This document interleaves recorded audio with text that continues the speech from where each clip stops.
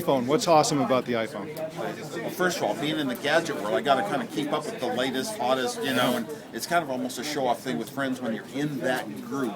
But more than that, this iPhone, a lot of people think it's just incremental upgrades and not that much of a change.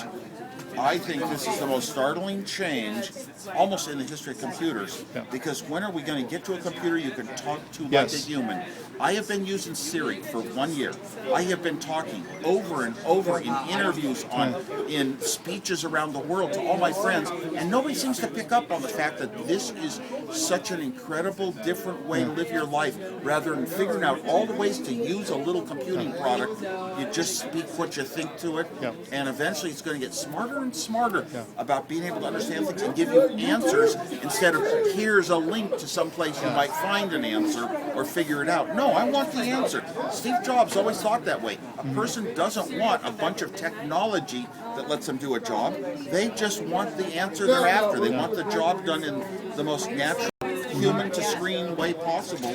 And that's great. Is this a new era, kind of like the multi-touch interface was a new era in computing? Absolutely a new era.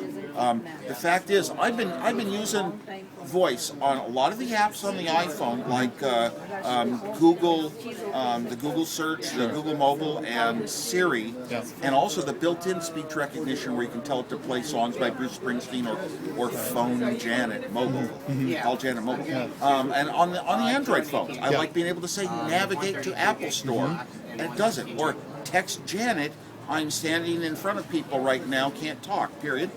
And it does it. Now Siri's going to let you do these sort of things. And it has changed my life of what I like to do with phones and what feels pleasant to me. And very often, maybe I'm just at the leading edge of that, but what I usually feel, absolutely, this is a much wonderful, wonderful life compared to what we have, is what it is the direction it goes. It also speaks of this artificial intelligence idea. Yeah, we're just sort of barely simulating it yet. It's not like conscious machines. But it's like, oh my gosh, I can speak to a computer like a friend. I'm going to stop wanting the friends once the computer. Already it has better answers on Google. So I've been watching you for hours out here talking to all these different people. Like, I don't know, hundreds of people have come up to you today, and you're waiting all night.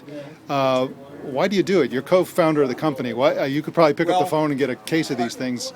The only thing that bothers me is I get behind on my internet news reading, and I get behind on email. Huge amount, and I can't even pick up my own computer and start doing anything. So that worries me in my head. That's in the background. But I'm here waiting. I mean, people come up. Can you take a picture with us? Who can't? Who can't take a picture? Can you sign this? Who can't sign something? So, and it's nice, and it's nice to people. I think if I went and saw, a rock group I really love on stage, that's one thing, but you think, you'll never meet them in person. If you got to meet those people in person, you saw a big speaker and you admired their speech, could I actually go up and talk to them? It makes a big difference in people's lives, and I can give that so easily. So is it still possible, you think, for young entrepreneurs to do what you and the other Steve did, to start a small company, grow it into this colossal, important company that everybody loves? Is the world still friendly to a thing like that? Yeah, it happens every day. Young people that didn't quite go to college but got some clever ideas and stuck together and put together some apps and made $100,000 or $1 billion. And every one of those little startups that's successful can go an awfully long way. I mean, Apple got into some markets that affect not just one or two solutions. A computer does every solution in the world. So Apple had kind of the broadest category of things you can do. And an iPhone is a computer, and an iPad is a computer. I mean, because they could do so many different things. So not everybody who starts a company can, but young people all the time, they usually start these new ideas that people didn't think of before.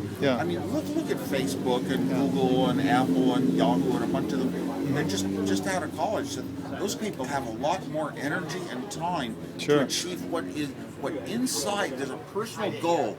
Because I thought of it. Because I thought of it, I want to prove it's possible and make it successful. That's a stronger reward than any salary, any title, any awards that society could give you.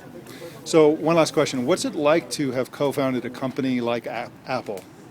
It must be really something. I'm very proud of it. I think back to a lot of great contributions and things I did, and I hope that my role was part of what gave the company its culture, its flavor, and its love, and gave it also a huge amount of wealth to invest wisely in the products that we have today. So I hope that I had a real good role in all the great things we have today that I wasn't really directly involved in inventing. But believe it, I'm just very thankful. I'm thankful. The other side of me is, okay, if starting the company didn't really matter, the one that had an Apple II, it could have been a whole new company, still had the iPhone 4 and the iPad 2 and these kind of products, the iPods and the iTunes Store and the retail store. Same company could have, and I would still love that company for having enhanced my life. Sure, absolutely. Well, thank you very much. I appreciate it. Sure.